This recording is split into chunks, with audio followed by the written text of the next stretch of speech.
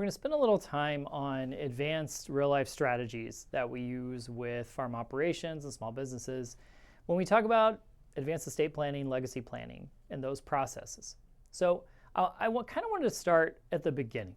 And that beginning is this idea of an overview of planning. And so we're going to talk a little bit about where to start a conversation of values, a conversation of generations, and starting with values, this idea, I love the story, right? I've heard this story before, is this idea of, let's say that you get home, you wake up in the middle of the night and you smell smoke.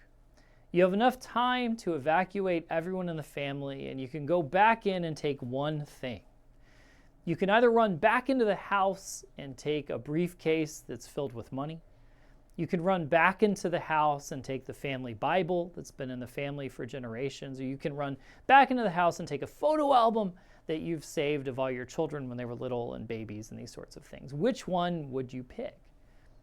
Overwhelmingly, when I do this talk live, people go for the Bible or they go for the pictures of the family. I think very, very rarely I've seen someone raise their hand to go ahead and take the briefcase of money, and that person was younger, probably didn't have kids yet. So when we talk about estate planning on a farm and we talk about estate planning with small businesses, I think we really need to start the conversation with the values of the individual that we're helping, because the values will frame future conversations that get technical real fast, right? But values kind of start the process. What is important to you 50, 100, 200 years from now? That helps inform what we do in the estate planning. And so we look at values and then we kind of talk about what is our goal, right? Is our goal retirement or monetization? Are we saying, I have farmed, it has been an incredible career, I'm ready to move to the next thing? Then maybe we look at our goal of estate planning and business succession through a retirement monetization lens. Or is the goal passing it to the next generation? If we want to pass it to the next generation, are there key employees or family members that we want to pass it to, that we want to run that operation? Is our goal leaving a legacy for grandkids and the kids that come after? Because those are different strategies, right? If retirement and monetization, getting top dollar for the farm is our strategy, we may look to things like private equity or some sort of investment REIT that could offer that. If, on the other hand, we want to keep this in the family, then we actually might start gifting and discounting and dropping the value lower, right? So instead of saying we want top dollar for the farm, we want to start gifting it now, and maybe the lowest value we can assess to it makes the most sense for us.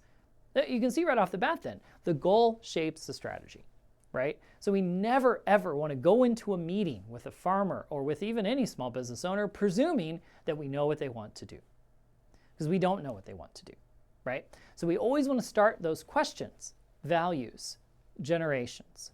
What is we trying to get done? And once we understand what we're trying to get done, we can find strategies to get that done. But we need to ask the bigger questions first. Also, this one is personal to me, is when is it time to start? You know, the thing is that we often wait until we're done at the end of the life cycle to pass assets, right? We pass wealth when someone dies. We pass wealth when someone can't work anymore. What if we start now, right? What if we start passing assets now? Children are younger.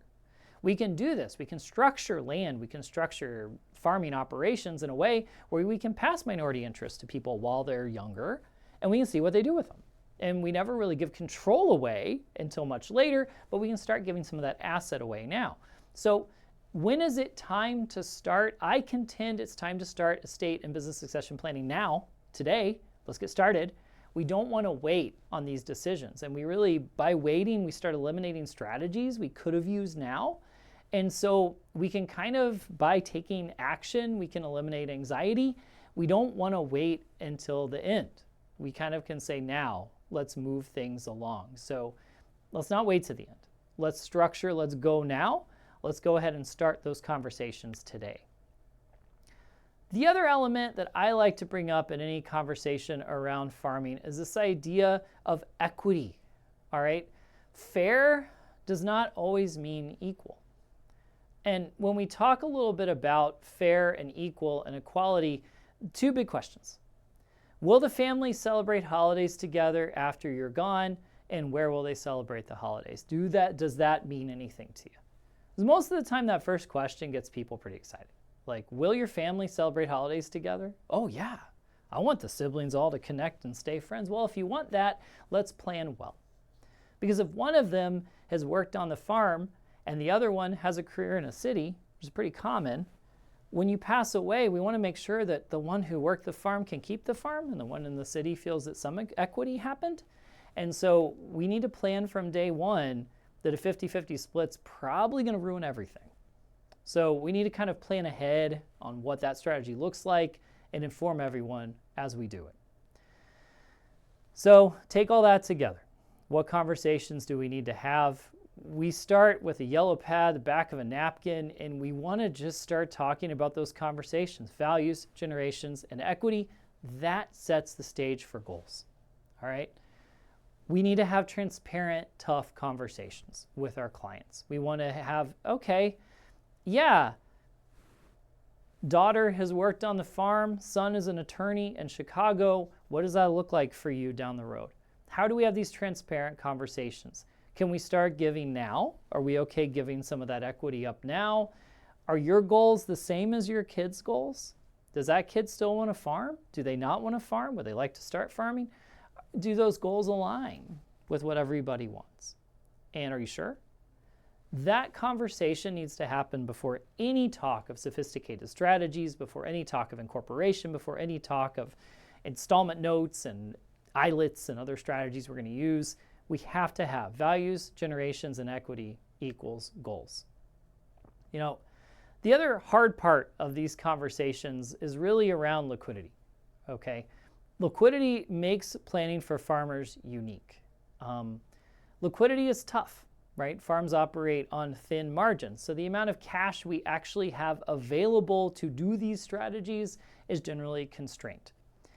So we may not be able to incorporate outside buyers, so we may say, okay, we're going to lean on credit products and insurance products as we go through these conversations together, right? Because at the end of the day, they're two really easy sources of cash. Life insurance can generate cash at death and accrue cash value over life, and we have credit products too.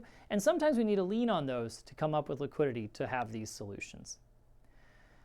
The other element too is that we really want to build an estate planning team. And so as we build a team, we want to think about who's on that team. We're going to have an extension specialist on the team, someone to help evaluate the business, a tax specialist, maybe a CPA or attorney. We need a financial planner or insurance agent, someone with that AFFP designation, a CFP, bank trusting officer, farm management, and lastly, we need an attorney.